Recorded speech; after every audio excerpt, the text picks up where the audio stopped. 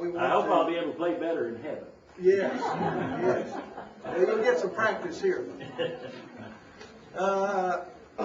We want to welcome our School of Tyrannus here in the beautiful city of Tyler, the city of roses, and we want to welcome our web students, those of you who are with us live tonight, this Tuesday evening, and we also want to welcome our web students that are downloading this class from the website, from our archive.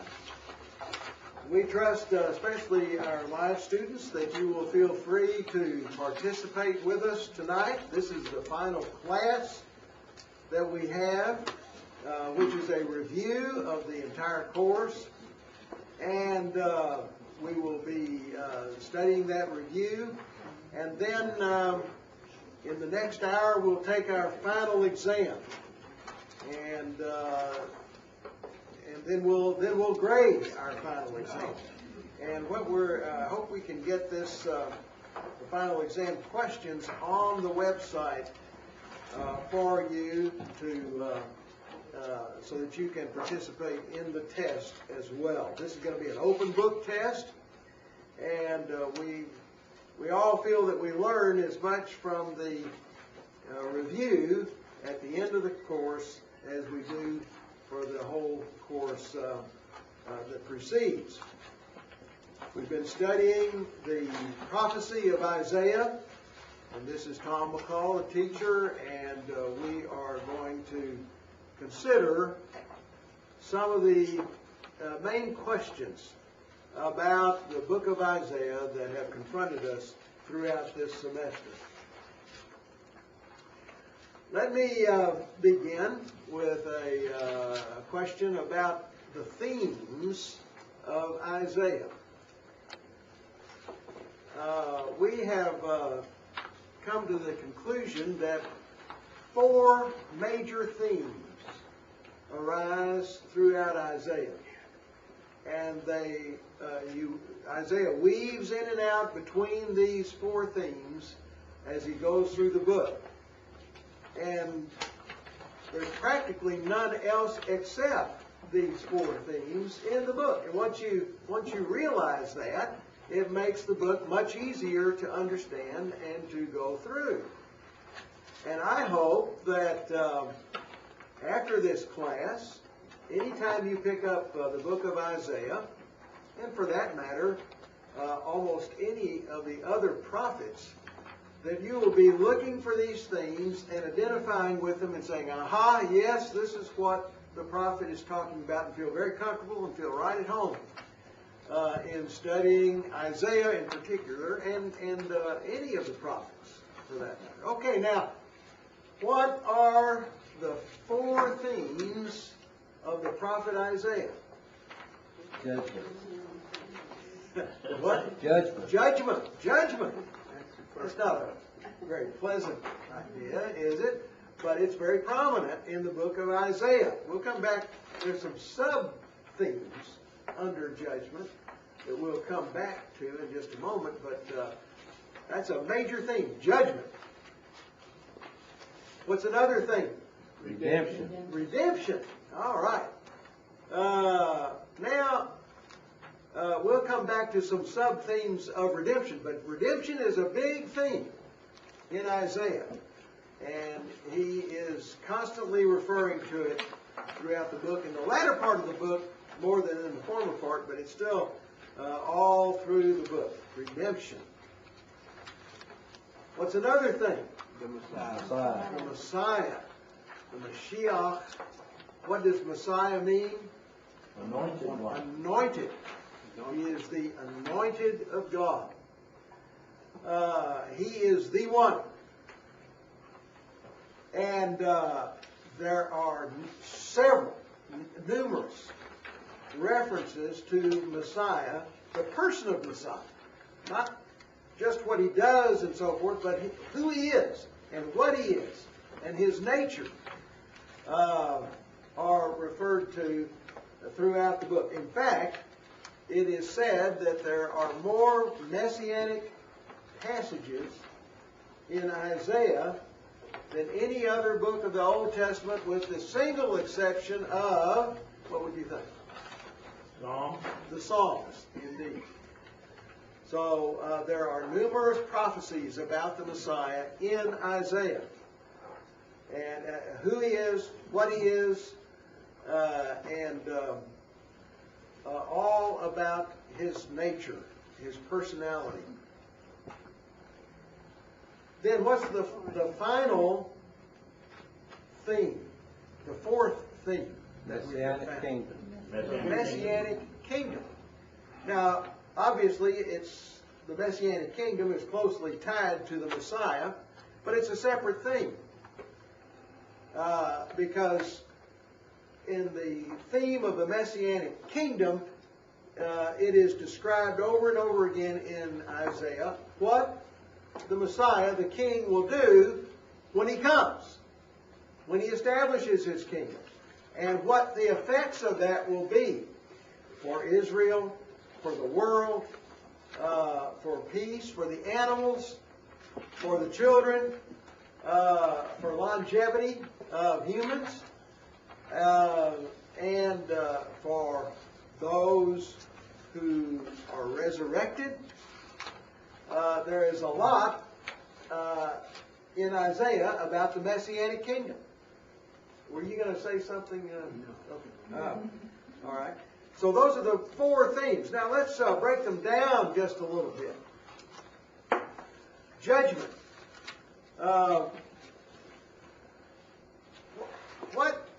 What is judgment all about? Who is being judged?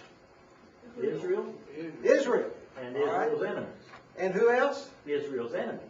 And Israel's enemies. How is Israel broken down at this time in their history in Isaiah's? Judah and Israel. Okay, there is Judah, the southern kingdom, and the northern kingdom with the 10 tribes of Israel. And in the early part of Isaiah's ministry, the nation was in two parts. The northern kingdom had seceded from the south, from Jerusalem, and had their own kingdom and their own capital, Samaria. So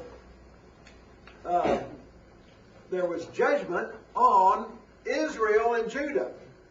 Now Isaiah ministered in the southern kingdom in Jerusalem, the capital.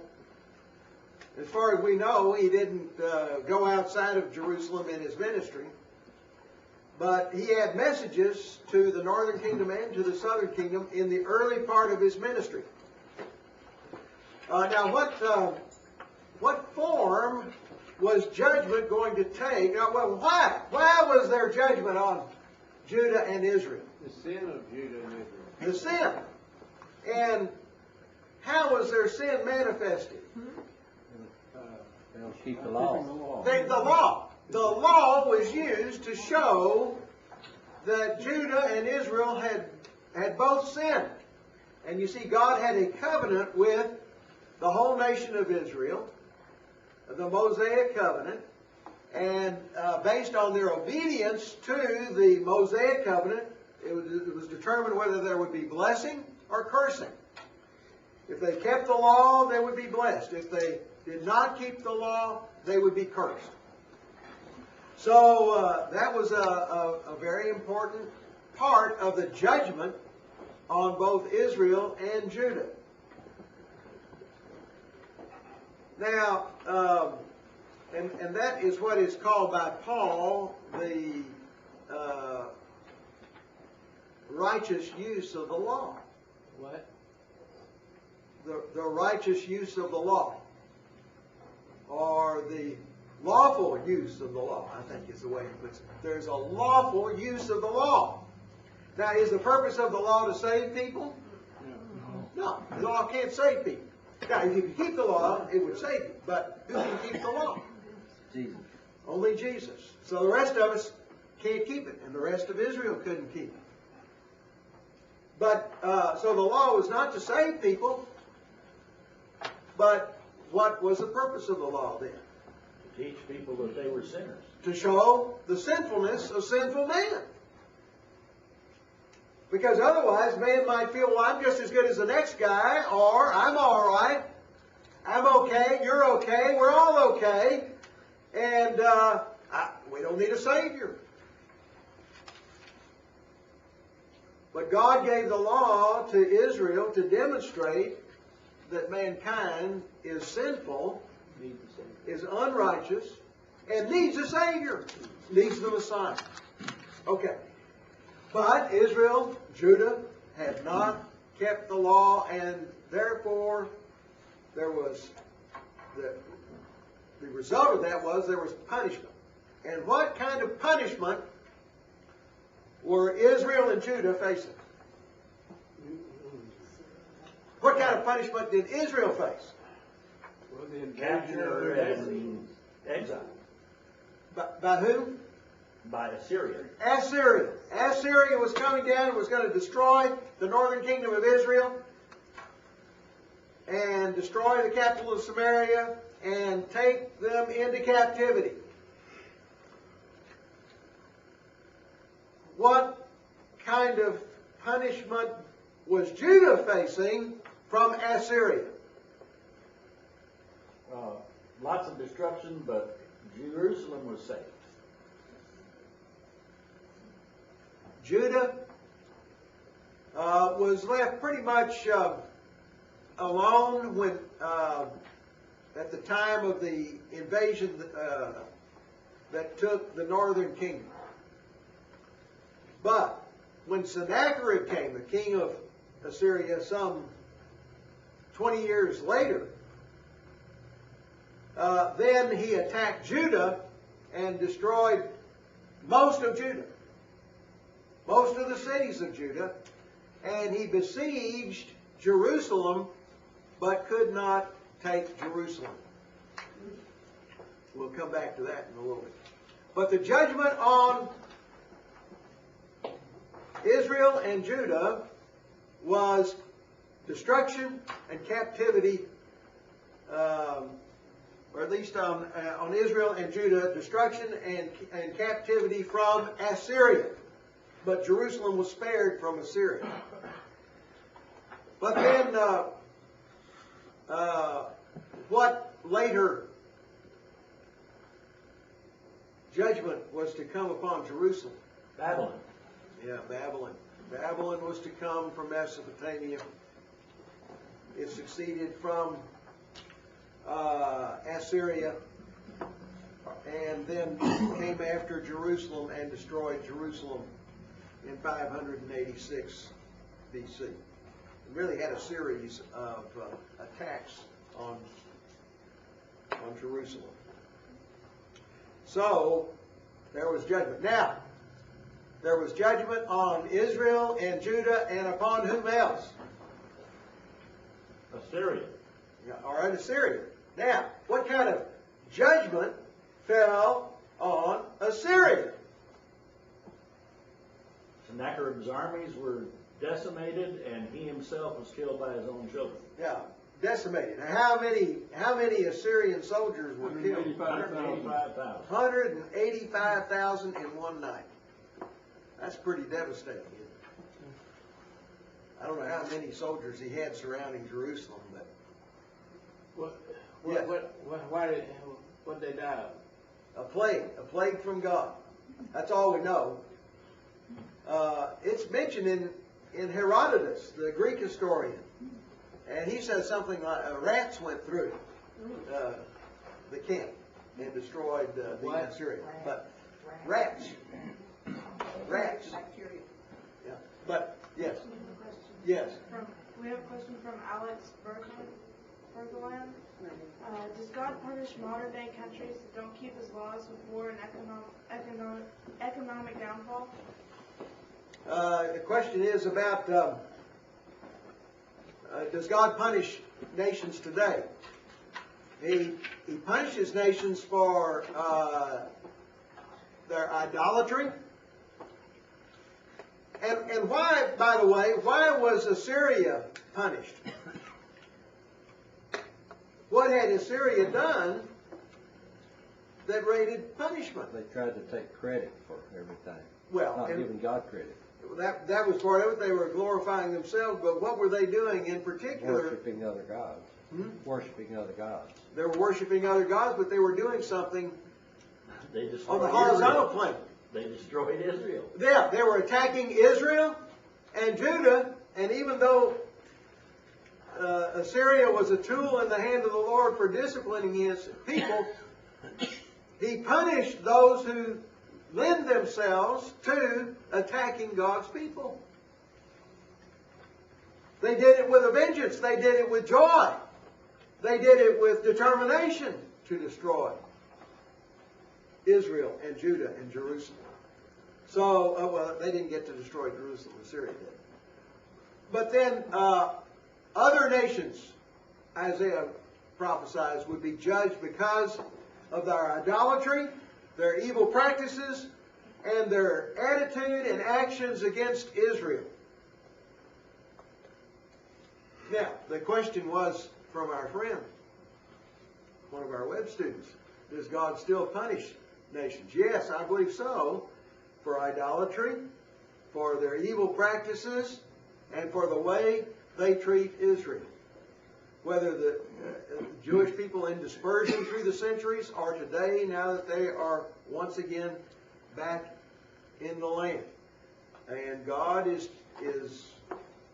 keeping a careful eye on those nations that hate Israel and would do her harm. Yes? Of course, we know that these things are God's punishment of these countries, of these nations, because it's in the Bible.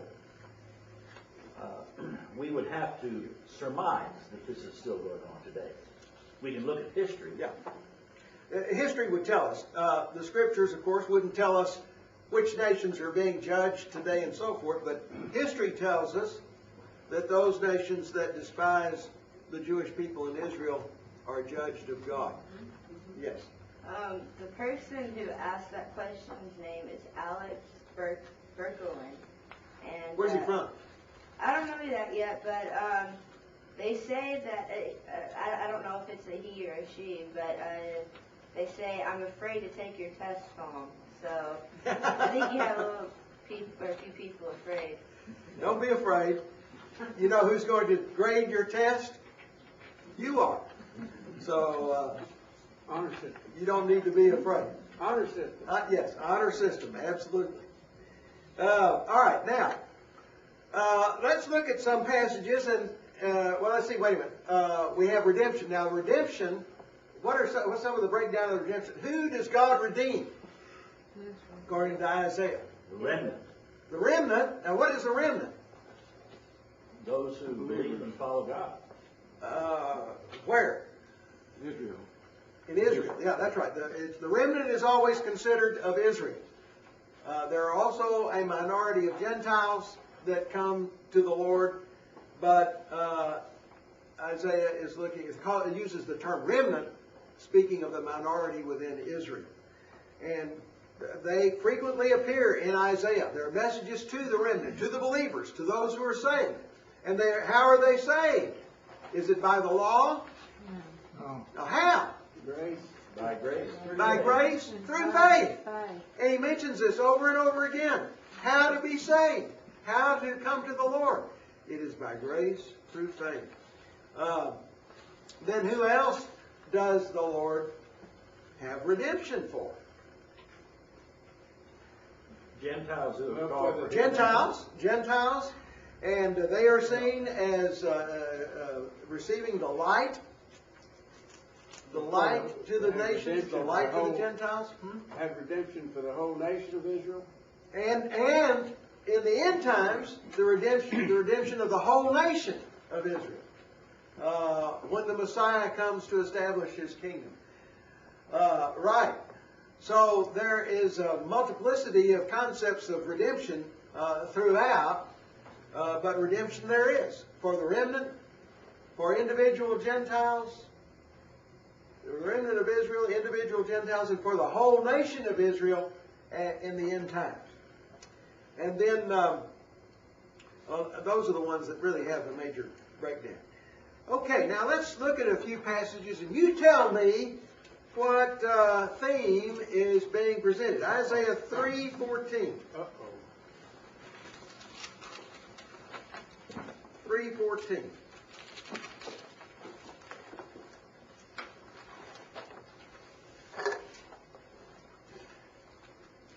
I'll read it. The Lord enters into judgment with the elders and princes of His people. It is you who have devoured the vineyard.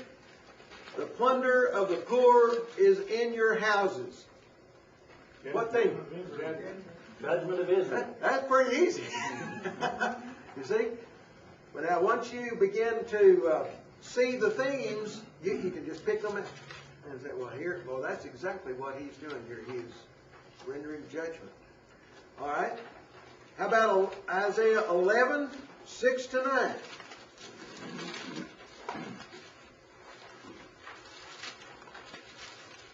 I'll read it.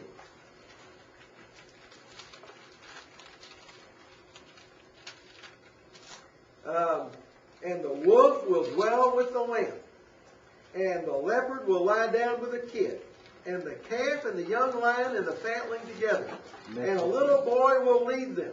Also the cow and the bear will graze, their young will lie down together, and the lion will eat straw like the ox, and the nursing child will play by the hole of the cobra. Messianic King. And the weaned child will put his hand on the viper's den. They will not hurt nor destroy in all my holy mountain, for the earth will be full of the knowledge of the Lord as the waters cover the sea. Messianic kingdom. Yeah. None of that's true today, is it? As somebody said, the only time when the wolf lies down with the lamb today is when the lamb is inside the wolf. No, but when the Messianic kingdom comes, there will be universal peace between mankind and in the animal kingdom. And the whole world will know peace and the knowledge of the Lord. So, that's a great description, isn't it? Of the Messianic kingdom. We just have a raccoon in the backyard, and he and the cat don't get along. Oh, okay. So the Messianic kingdom hadn't come yet. No.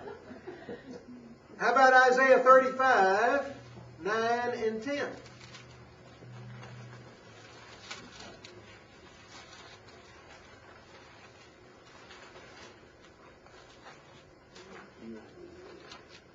That's Messianic King.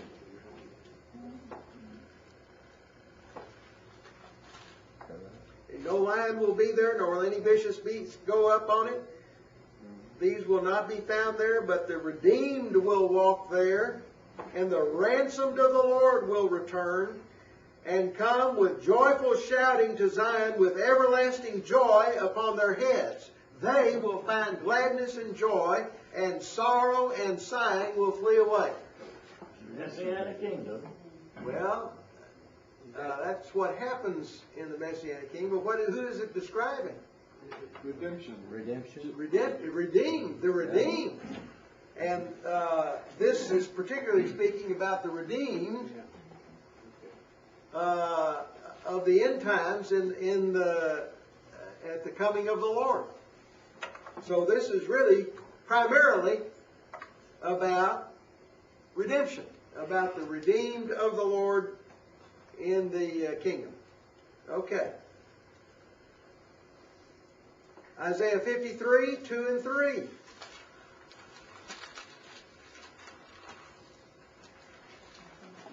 For he grew up before him like a tender shoot, and like a root out of a parched ground. He has no stately form or majesty that we should look upon him, nor appearance that we should be attracted to him. He was despised and forsaken of men, a man of sorrows and acquainted with grief, and like one from whom men hide their face, he was despised, and we did not esteem him. Messiah. This is his person. What he looks like, or what he would look like, and how people would react to him, especially at his first coming. So you see here, you can pick the themes out, and sometimes there's overlapping, but you can pick the themes out as you go through the book. Now, also we find that there are two major divisions of the book of Isaiah. What are those? Mark? From Lund, Sweden, Nicholas Johnson. Nicholas from Sweden, all right? It is late here, but I wanted to see your live show. My university is having debate over the usefulness of the Old Testament. You seem to have expertise. Why did God wait so long before sending the Son? Old Testament is all about before the Son. Why do we learn about before the Son, after the Son? Okay. Nicholas, may I ask what time it is in Sweden now? Should be about 12 or 1 o'clock. Would you ask? Maybe he will respond. Let us know what time it is. That's very interesting. We don't get too many live calls from Sweden, and we appreciate that.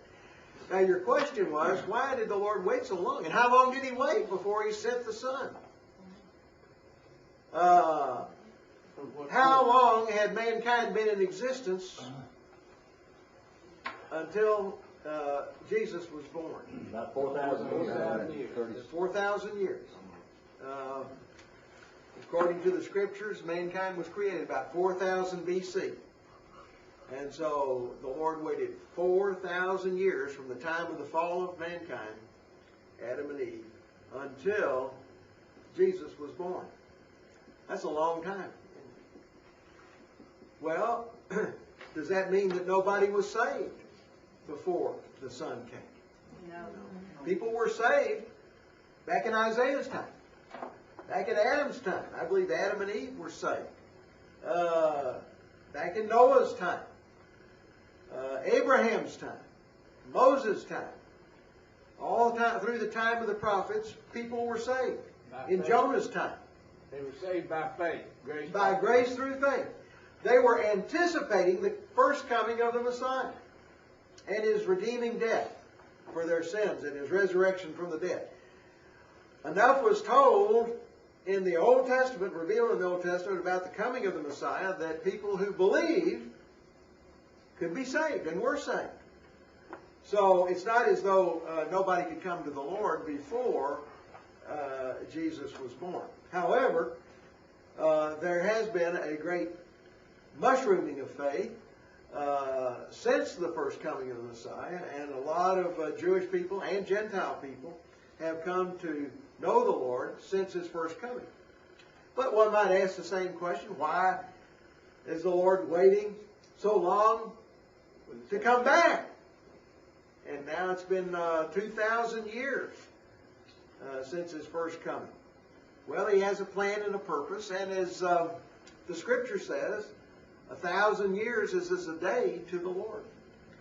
And while it seems a long time to us in our frail humanity, to God, the world's only been around for some 6 days, so to speak. Yes, pardon? 2:30. 2:30 a.m. in Sweden, and Nicholas. Can we give him a round of applause? Yes, let's we appreciate your staying up to study the Word with us. Thank you very much for that. Good question. Yes. Don't ignore the second half of his question, please. The second half of his question was, why do we now, after the coming of Jesus, still study? What's the importance of studying the Old Testament? Because that's what the debate was about in his school. Why do we learn about Why do we learn before about then? the Old Testament since Jesus has already come? Okay, now wait a minute. Let me see. Mark, would you repeat the question? The way he said, why do we learn about before the Son, after the Son? I think Dad put it better. Oh. Why do we study the Old Testament now that he's already come? Now that he's already come. All right. Yeah. Now, okay. Now I understand what you're saying on that last part. Well, because we learn a lot about what was predicted about what Jesus would do from the Old Testament. And the New Testament simply builds upon that great revelation that was in the Old Testament. In fact, every page of the New Testament refers back to the Old Testament. Jesus constantly referred back to the Old Testament. The apostles all referred back to the Old Testament. The epistles all refer back to the Old Testament. So you can't understand the New Testament unless you understand something about the Old Testament. And to see how much was predicted about Jesus before he was born not only gives us education about him, but it also gives us great confidence in the Scriptures because the prophecies have been fulfilled. Yeah. Many of them. Tom, can we say that the prophecies of the Old Testament, and knowing these prophecies of the Old Testament, confirm and affirm the authenticity of Jesus' claim? Yes, that's well stated. Very good. Say it loud enough to where our... Well, Go I to just the read microphone. Go to the microphone. Yeah. Where is it? No. It's right there. No. Well, I just said that knowing the prophecies of the Old Testament concerning the Messiah helps us to confirm and affirm the authenticity of the Christ who came and claimed, of Jesus, who came and claimed to be the Christ. The authenticity of the claims of Christ, absolutely. And I hope you caught that, Nicholas. That was well stated. Judge Roby his day job is a judge, and so he knows how to state things in a very concise way. Appreciate that. Now, the two major divisions of Isaiah. What were they? Uh-oh. Two major divisions. 1 to 39. Not everybody at once. 1 to 39. 1 through 39. And And then the last 27. And what's in the 40 through 60. forefront of 1 through 39? Judgment. Judgment. And then that leaves the second part, what? From 40 to 66.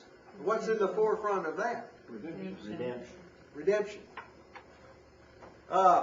So it's interesting that is very similar to the breakdown of the whole Bible, because there are 39 books in the Old Testament. Then the primary message, not the only message, but the primary message in the Old Testament is one of judgment. And then the New Testament is 27 books, epistles and so forth. And the primary message in the forefront of the New Testament is redemption and grace. So Isaiah breaks down in a somewhat similar fashion as the Old Testament, the whole Bible as a whole.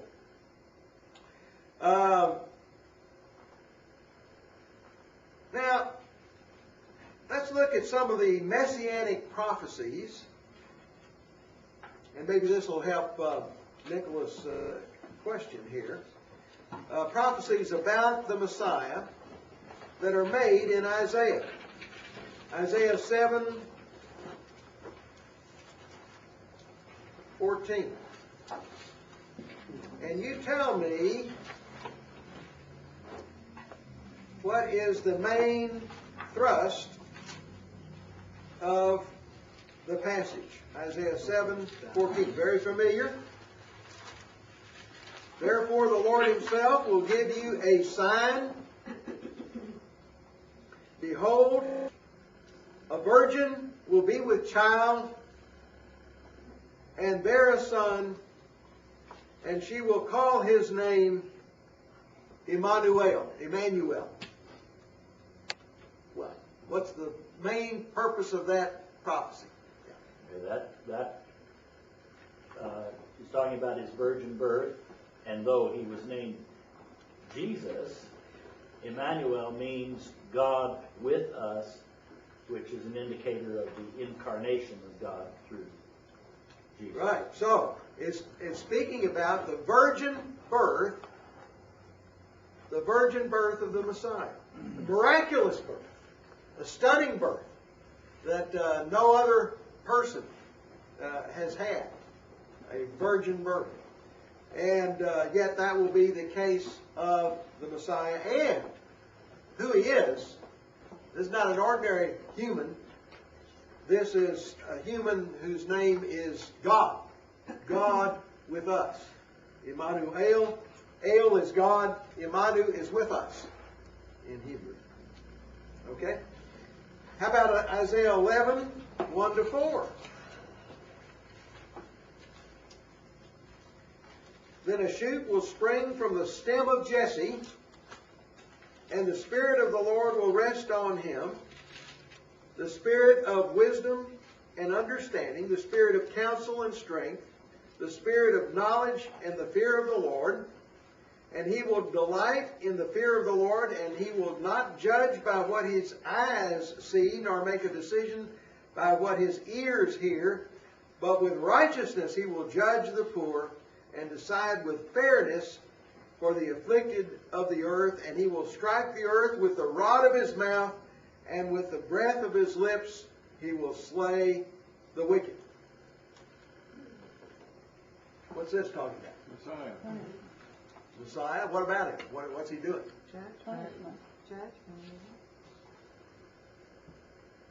What?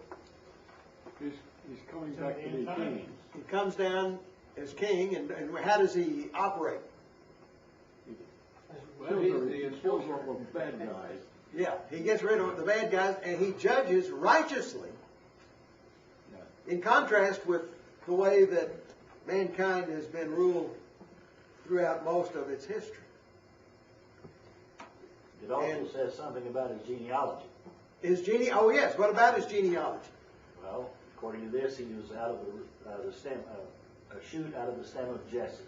Yes. Jesse, of course, was David's father. Yes, David's father, Jesse, and therefore it's talking about his Davidic line, that he is a descendant of David. Don't look anywhere else. Don't look in China or Africa or America or Europe or even Sweden. But in Israel, you are to look for a descendant of David, and he will be the one who is to be king. Tom, at the time of the writing of that particular scripture you just read there, that Isaiah wrote that, was this was after the Davidic dynasty? After King David. After David reigned. It was still during the time when the Davidic kings were reigning in Jerusalem. And so he knew about Jesse. Oh, absolutely, yes. And David, and see, Ahaz was the king in Jerusalem at this time and was a descendant of David. Yes. I find it interesting that it doesn't specify David per se by name, but it says out of the stem of David. Or of Obviously, Jesse. Out of the stem of Jesse. Obviously, Jesse had what, 7 sons Yeah. that we know of? And obviously, people of Israel knew who the stem of Jesse was. Yes. It was David. Yeah, absolutely. There wasn't any question about that. He was the anointed. And God told David that David's son would be God's son. And that was a messianic promise. Okay. Moving right along, Isaiah 42, 1-4. These are all messianic prophecies, but what do they teach? Behold, my servant whom I have uphold, my chosen one, in whom my soul delights. I have put my spirit upon him. He will bring forth justice to the nations.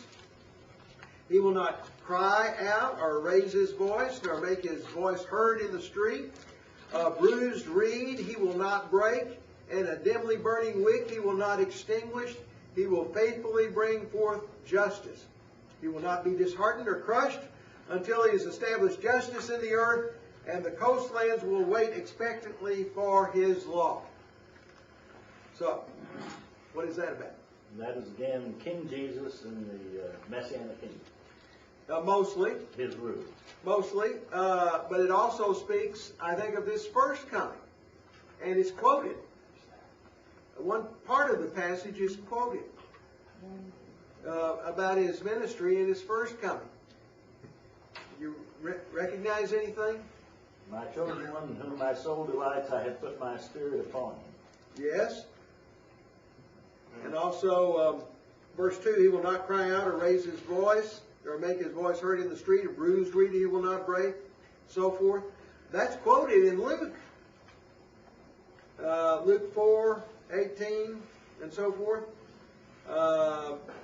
And speaking of the humbleness of his earthly ministry and in his first coming. And also, of course, he had the Spirit of God upon him in his earthly ministry then. But part of it is also speaking about his kingly rule. Now, how about Isaiah 53, 4-6? Surely our griefs he himself bore, and our sorrows he carried, yet we ourselves esteemed him stricken, smitten of God, and afflicted. But he was pierced through for our transgressions, he was crushed for our iniquities. The chastising for our well-being fell upon him, and by his scourging we are healed. All of us like sheep have gone astray. Each of us has turned to his own way. But the Lord has caused the iniquity of us all to fall on him. What verses now, Tom, are you reading? 4-6. Now what's spoken of there in Isaiah 53? His first coming? And what about his first coming? His redemption. How would he redeem? By his death, by his crucifixion, by his stripes, through his crushing. We are redeemed. Okay.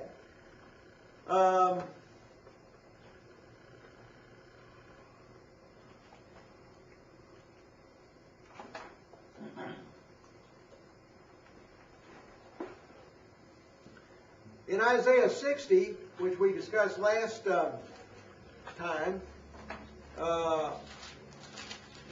we read of conditions in millennial Israel.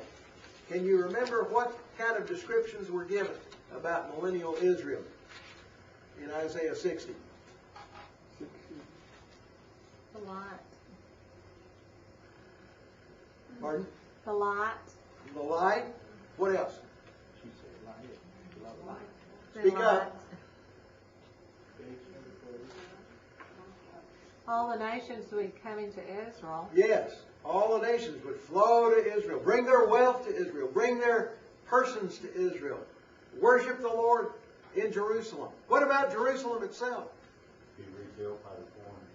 A high mountain, elevated, and become the wonder of the world. Many things are described there. Who in Isaiah 40-66, that's the second section of Isaiah, there are two servants of the Lord described. Who are the two servants of the Lord? Messiah is one. Messiah is one. Israel is the other. Israel, the nation, is the other. Servant of the Lord. And then, okay, I think we've covered just about everything. If you know these things that we've discussed, you have a pretty good grasp of Isaiah. And feel like you have got a handle on what Isaiah is all about.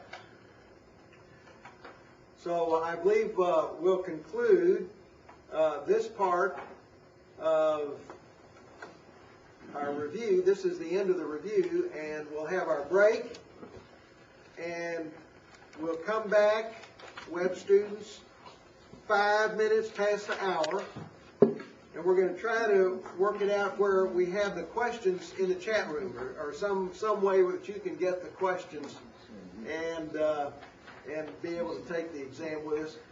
And Bob will have our prayer time concerning our break. Bob, do our questions and discuss the answers. And then you can grade yourself. And you can grade your own paper, or you can pass it over to a friend and swap with your friend or spouse or whatever, and let them grade your paper. So, anybody doing that? No? Okay.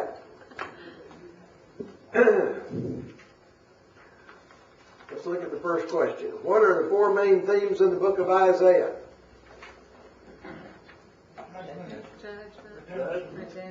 Redemption. Judgment, redemption, Messiah, Messianic kingdom. Very good.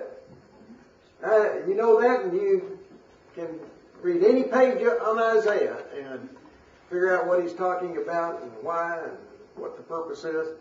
And you got to realize there are sub-themes of those, each of those, or most of those, and how it might fit in with a sub-theme. But you can certainly put any page, any chapter, any passage in Isaiah into one of these.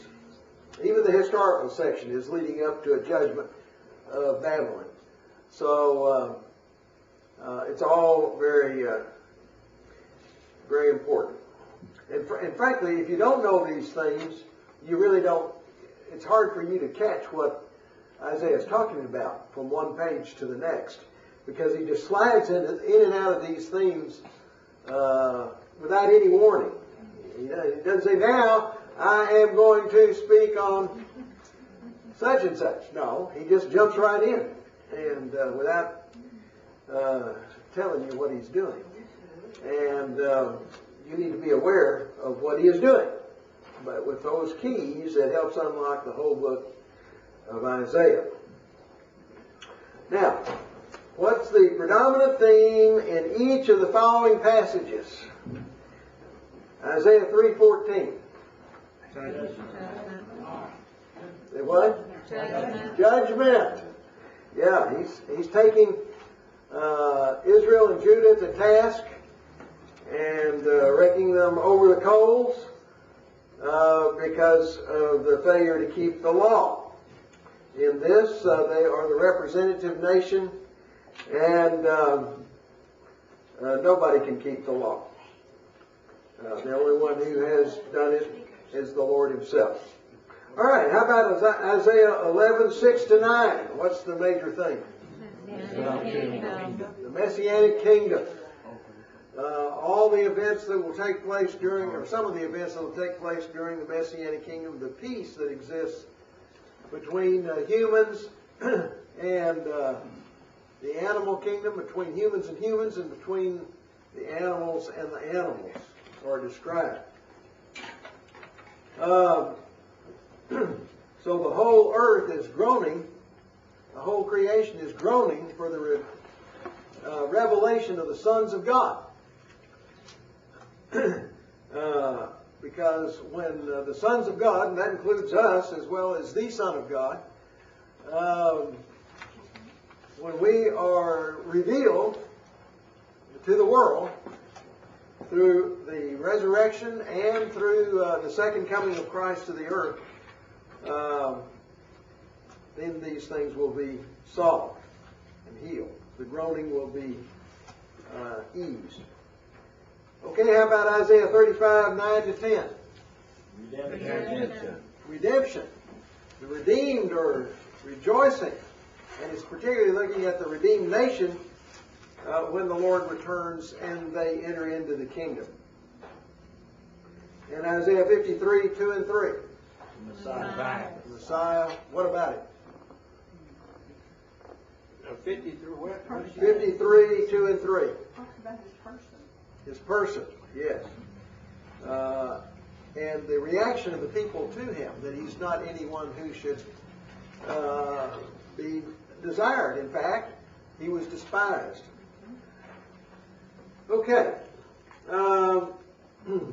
Number 3, describe the two major divisions of Isaiah. 1 There's 39 chapters, which correspond to the 39 books of the Old Testament, where judgment is the dominant theme. And what's the second part? 27 chapters. The which? 27 chapters. 27 chapters? With the 27 books in the New Testament. Okay, which 27 chapters? 40 through The last 27, from 40 to 66. 40 to 66, there's what now? 27 chapters, and it corresponds to the 27 books of the New Testament, where redemption and grace are the predominant things. Millennial Kingdom. And the millennial kingdom, yeah. Okay. Number 4, give the main description of the following messianic prophecies. Isaiah 7:14. Birth. Virgin birth. The birth. What kind of birth? Virgin. The virgin birth of the Messiah. Miraculous, unheard of, and a great sign. It was said to be a sign to the house of David, and certainly it was. Okay, Isaiah 11:1-4. Is messianic rule plus a little bit of a genealogy. The messianic rule of the king Judges. with his genealogy from whom? Yes. Jesse Through David. and David, of course. All right. See, y'all are doing terrific. Okay, Isaiah 42:1-4. The Spirit of God will be on the Messiah. The what? The Spirit of God will be on Yes. the Messiah.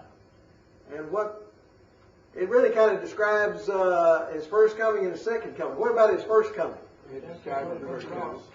Humility, quietness, and so forth. And his second coming, what does it describe? Kingly reign. Yeah. Okay. Then Isaiah 53:4-6. His death for our sins. Substitutionary atonement, death for our sins. He was wounded for our transgressions. He was bruised for our iniquities. Not for his own. He didn't have any iniquities. It was for ours. Okay, number 5. What did Assyria do to Israel and Judah during the lifetime of Isaiah? What did Assyria do to Israel? Well, destruction and captivity. Destroyed it, captivity, took the northern tribes up to Assyria, Mesopotamia, scattered them around, and they took other people and brought them into what had been Israel and Israel's land, and brought in other peoples. And that's what later developed into the Samaritan peoples, who were part Jewish and part pagan. What did Assyria do to Judah during Isaiah's lifetime? Laid Judah waste and laid siege to Jerusalem, but didn't capture it. And they tried to take Jerusalem, but couldn't. Okay. Then, who was king, by the way, when Assyria attacked Jerusalem? Sennacherib. Oh, yeah, he was king of Assyria. Who was king of Jerusalem? Hezekiah. Hezekiah. And now then, what happened to Hezekiah that was so important in the historical section of Isaiah? Now, his life was extended for 15 years. Well, what happened to him before that?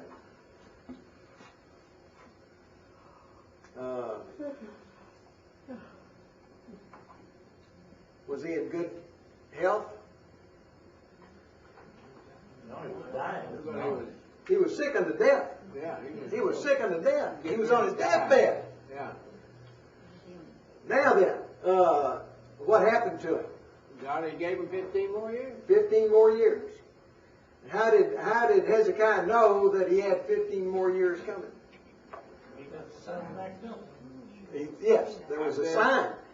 The sun climbed up the stairs, backwards, 15 steps. And that was a sign to Hezekiah that the Lord was going to give Hezekiah 15 more years. Well, now then, what happened after he got well and everything? Some event happened. Didn't he negotiate with some Babylonians? Yeah, Babylonians showed up with a get well card. I mean, he'd already gotten well, but with a happy card that he had gotten with, and how did he respond to the visit of the Babylonians? Showed him all the treasure. Showed him everything.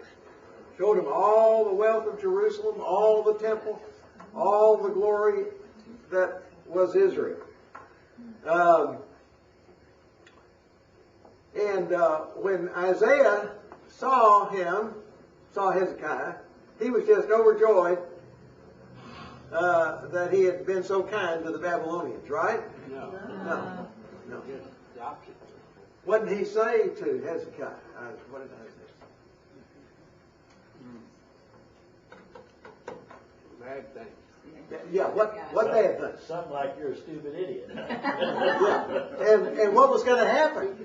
They're going to come back and take it all. The Babylonians, who he had showed all this to, was in a later time, come and take all that he had showed them. And more. They were going to destroy the city, carry the people captive.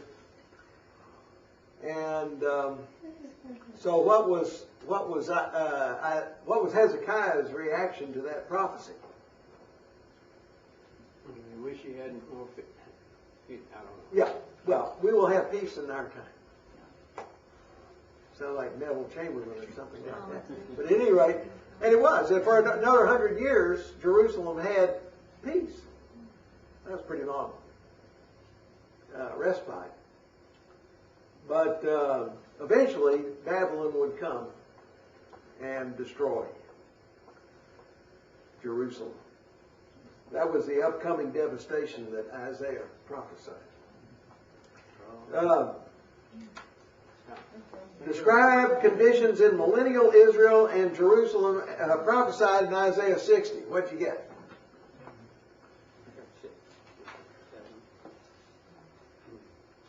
I got peaceful, Peaceful. safe, abundant. All the Saved. nations will Abundant. come. What? All the nations will come. All the nations coming. What would Jerusalem be like? Like a bright light. Capital of the world. Capital of the world. What would it look like? Rebuilt. High up on a plain, high up on a mountain. Tallest mountain in the world. I can't believe it.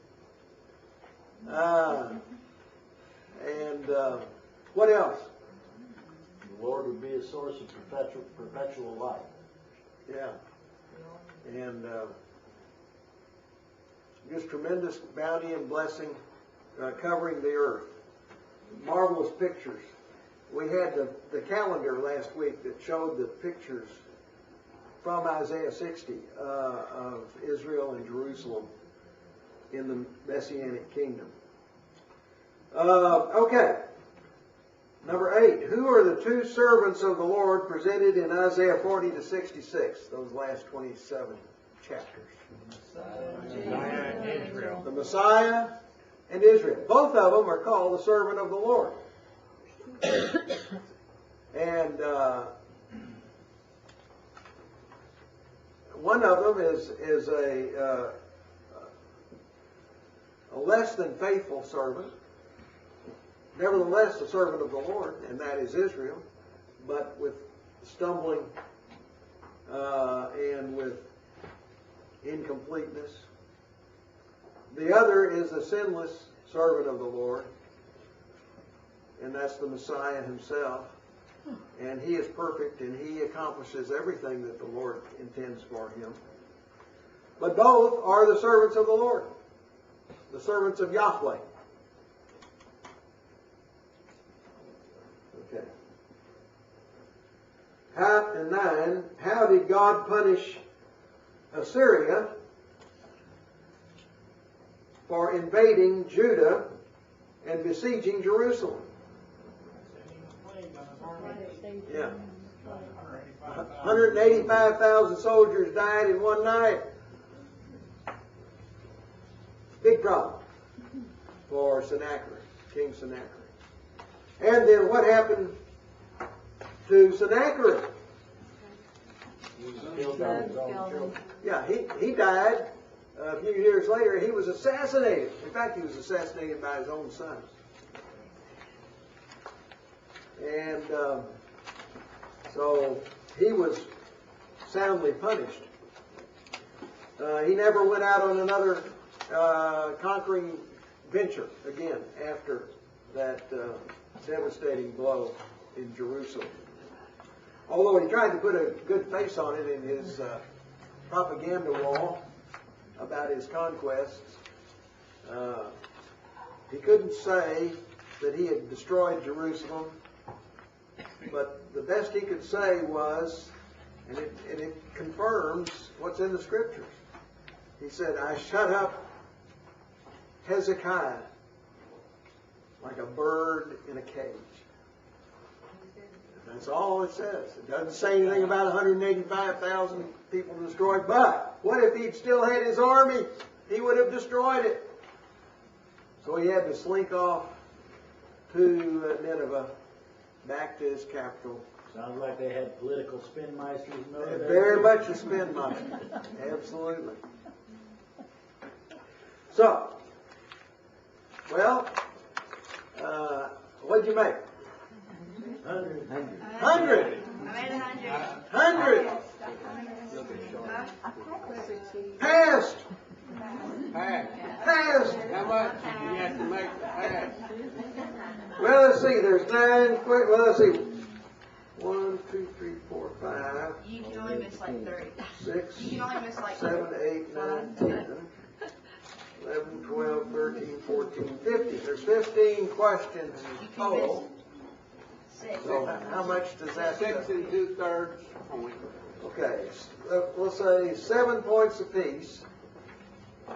So Say 6. if you miss 1. 5, 6. Oh. If you miss 6, you flunk. Uh-oh. 6 and 42. So there you have it. That's below 6. How many passed? Yay! All right. Now next week is our commemoration week, certificate week, graduation week, and we have covered dish. Everybody bring something, and we'll have your certificates. We better have a sign-up sheet here of everybody who's here. If somebody got a sheet of paper you can pass around? Everybody sign the sheet of paper. Oh, we don't have a sheet. We'll have a certificate for you. Now, Walter couldn't be here tonight. He called and said he's in a business meeting up in Grapevine.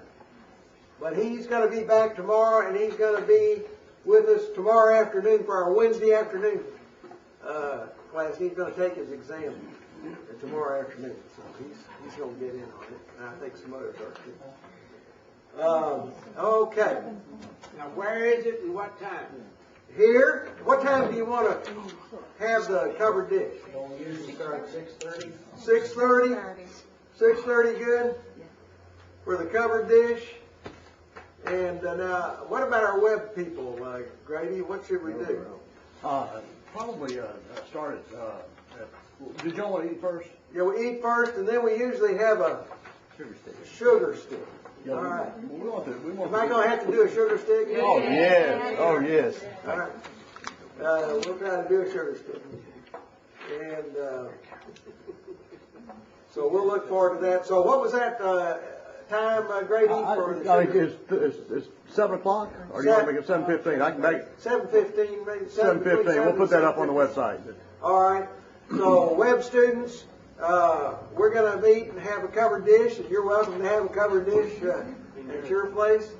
And, then about between 7 and 7:15, we'll have our sugar stick, our traditional sugar stick, and we hope you can join us to be here. It's a little devotional, a little thought from the Word, and everybody seems to enjoy it a little bit. Yeah. Tommy, you're going to go ahead and present the certificates at Oh, that's before. right. Well, first we do the certificates. Right. After that'd be between 7 and 7:15. 7:15. And after we get all the certificates distributed, and everybody throws up their caps and everything, then we'll have our sugar stick. Right.